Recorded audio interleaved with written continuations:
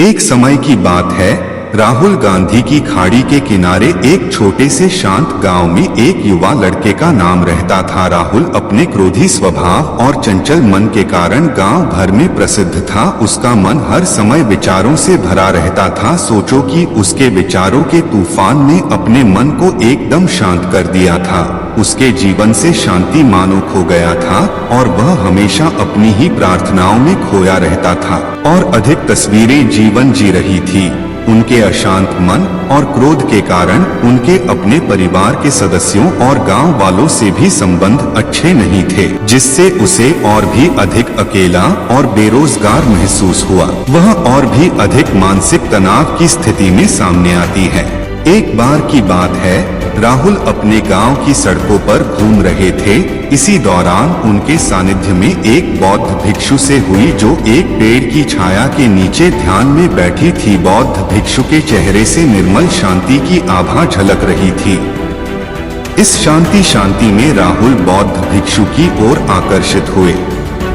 जब राहुल बौद्ध भिक्षु के करीब आए तो उनके आसपास एक सकारात्मक ऊर्जा का पता चला। भारत को पता चला कि यह शांति और सकारात्मक ऊर्जा का स्रोत कहीं नहीं है और कहीं भी यह बौद्ध भिक्षु के अंदर ही है। इसलिए वह अपने ऑफिस के आउटलेट पर बैठकर इंतजार करने लगा। कुछ देर बाद जब बौद्ध भिक्षु की आंख खुली तो वह एक युवा लड़के को सामने पाया, जो बहुत तनावग्रस्त और नकारात्मक भावनाओं से भरा हुआ लग रहा था। राहुल ने बौद्ध भिक्षु की ओर से उदार व्यवहार देखा और बहुत से अनुयायियों से कहा, मालिक, मेरा मन बहुत अशांत है और मेरे मन के विचार मुझे खाए जा रहे हैं। मुझे एक पल के लिए भी शांति महसूस नहीं होता। आप मुझे क्या सिखा सकते हैं कि मैं अपने अशांत मन को कैसे शांत करूं? बौद्ध भिक्षु ने राहुल की पीड़ा को कुंद दृष्टि से देखा और कहा, मेरा प्रिय बच्चा, मैं सम्राट एक कहानी सुनाना चाहता हूं। ने हाँ में सिर हिलाया और पूरी एकाग्रता से कहानी सुनने को तैयार हो गए। उनकी इनसाइड स्टोरी चरम पर थी। वो कहानी सुनने को बेताब थी। बहुत समय पहले की बात है, एक नगर में शक्ति नाम का एक आदमी रहता था। शक्ति अत्यंत महत्वाकांक्षी व्यक्ति थे और उन्हें हर काम में लोगों से मदद की जरूरत थी। यदि उसे किसी से असफलता और बुरा संदेश मिलता था तो वह गहरी चिंता और तनाव में चला गया था। उनका मानना था कि सफलता और भौतिक शक्तियां परमानंद मांगती हैं, लेकिन उसने सफलता और प्रशंसा के पीछे जो भाग लिया वह केवल मानसिक तनाव में डूब गया। लेकिन अचानक शक्ति का सामना उस समय के प्रसिद्ध बौद्ध भिक्षु से हो गया, जिसका नाम महाकौशल था।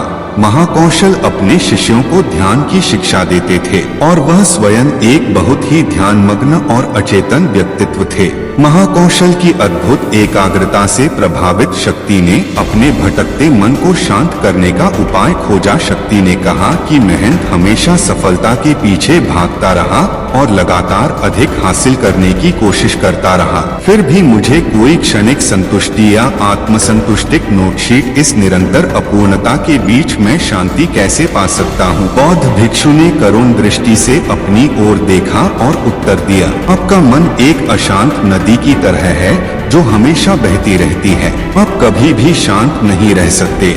इसलिए इस अशांत मन को शांत करने के लिए आपको अपने विचारों को बिना किसी शास्त्रीय के देने की कला सीखनी होगी। व्यक्ति को आश्चर्य हुआ और उसने पूछा कि मैं अपनी राय कैसे दूं? आखिरकार मैं भी अपनी शपथ और महत्वाकांक्षाओं से बंधा हुआ हूँ। इससे बौद्ध भिक्षुओं को आश्चर्य हुआ। भिक्षु ने कहा, कल्पना कीजिए कि आपके हाथ में पानी का एक गिलास है। अब आप इसे सबसे अधिक देर तक कहें तो यह सूक्ष्म ही भारी होगा। अगर आप इसे काफी देर तक छोड़ चुके हैं तो आपके हाथों में दर्द हो रहा है। लेकिन अगर आप उस पकड़ को सुधार कर छोड़ देते हैं तो आपका लोड खत्म हो जाएगा। राहुल ने पूरी कहानी और उनका संदेश ध्यानपूर्वक सुना। उसे समझ आया कि उसकी राय और विरासत से उसका भार बढ़ता है भी इनसाइड रोबोट पैदा करता है। राहुल को कहानी का अंत सुनने की उत्सुकता से इंतजार था। बौद्ध भिक्षु ने कहानी जारी की। एक बौद्ध भिक्षु की बात तर्क शक्ति ने त्यागने का अभ्यास शुरू कर दिया। बिना किसी पूर्व निर्णय के अपने विचारों और भावनाओं से मिले और देखे। अब उसने विचारों को स्नैपशॉट बंद कर दिया था। विचार थे और आप चले गए थे। धीरे धीरे उसे एहसास हुआ कि उसकी इच्छा और भावना ही सभी के दुखों का कारण है। जैसे जैसे शक्ति ध्यान में गहरे उतरते गए, उन्होंने पाया कि वर्तमान में जीना ही आंतरिक शांति का एकमात्र स्रोत है। खुद वर्तमान में अपने मन की निरंतर बातचीत से स्थापित हो शक्ति थी। धीरे धीरे धीरे धीरे धीरे धीरे शक्ति का मन एक शांत झील की तरह हो जाता है जो बाहरी दुनिया को अपने अंदर समेट लेता है। उन्होंने जीवन की साध्यता में संतोष को अधिक महत्व दिया और भौतिक संपत्ति के प्रति अपना समर्पण छोड़ दिया। जैसे ही शक्ति में ऐसे बदलाव की खबर लोगों के बीच फोटो दूर से लोग दिशा निर्देश लेने आते हैं। उनको विचारों को मुक्त करने की शिक्षा दी गई और उन्हें अपने अंदर कला शांति बहाली के लिए प्रेरित किया गया। वह लोगों के बीच शांति और ज्ञान का प्रतीक बन गए और साधुओं की कहानी समाप्त हो गई और महाकौशल बौद्ध भिक्षु कुछ देर के लिए चुप हो गए ताकि इस कहानी का अर्थ राहुल के मन में अच्छी तरह से बैठ जाए। ने बौद्ध भिक्षु की ओर देखा तो उनकी आंखों में अब एक नई समझ आ रही थी। ने धीरे से कहा कि मुझे यह कहानी ज्ञान दिखती है, लेकिन मैं इसे अपने जीवन में कैसे लागू करता हूँ? के इस प्रश्न पर बौद्ध भिक्षु मठ से अभ्यर्थी हैं। फिर कहा कि अशांत मन को शांत करने का अभियान आत्म जागरूकता से शुरू होता है। इनकाउंटर वाले विचारों का निरीक्षण करने के लिए प्रतिदिन कुछ समय निकालें। भावनाओं पर ध्यान दें जो आपके मन में आते हैं और देखें कि वे कैसे आते हैं और आकाश में ब्रह्मांड की तरह चले जाएं। राहुल ने अंतिम बंद कर ली और बौद्ध भिक्षु के कहे के अनुसार अपने विचारों का अनुशीलन किया। से ही उसने अपने सामने वाले विचारों पर ध्यान देना शुरू किया। उसे एहसास हुआ अपने अंदर चिंता और वैराग्य की एक सतत धारा महसूस होती रही। एक एहसास ने उसे एक अद्भुत शांति का एहसास दिलाया। यह भी पता चला कि ये सभी के विचार और भावनाएं अलग हैं। बौद्ध भिक्षु ने आगे कहा कि जैसे शक्ति ने स्वयं को सभी मोहमाया से अलग कर लिया था, इसे ही अपने मन को अशांतकारी विचारों और भावनाओं से मुक्त करने का अभ्यास विकसित करो।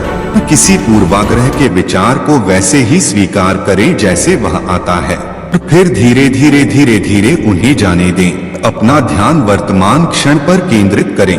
लेकिन राहुल ने टोकते हुए कहा कि अगर विचार और समानताएं इतनी मजबूत हैं, तो क्या होगा? बौद्ध भिक्षु ने कहा है कि यह रहना है और मन को त्यागना है। बौद्ध भिक्षु ने राहुल की बात से सहमति जताते हुए कहा कि सिर हिलाया और कहा कि ऐसे कई मौके आएंगे जब आपके मन में कुशाग्र का बवंडर चल रहा होगा। जब आपका मन आपकी बात ही नहीं सुनेगा, तो ऐसे में आपको अपनी सांसों की ताकत पर विश्वास करना होगा। एक बार फिर साधु ने राहुल से कहा, अपना पेट बंद करो और सांसों पर ध्यान केंद्रित करने के लिए अपने पेट को ऊपर करो और महसूस करो। बौद्ध भिक्षु ने बताया कि जब भी आपका मन अशांत हो तो तुरंत अपनी सांसों पर लौट आए। संसार की वाद्य गति आपको तत्काल वर्तमान के चरण में वापस खींचती है और आपको शांति का अनुभव मिलेगा। एक बौद्ध भिक्षु के निर्देशानुसार आने वाली सांसों पर ध्यान केंद्रित करने का प्रयास किया गया। इस छोटे से व्यायाम से उन्हें मानसिक शांति का अनुभव हुआ।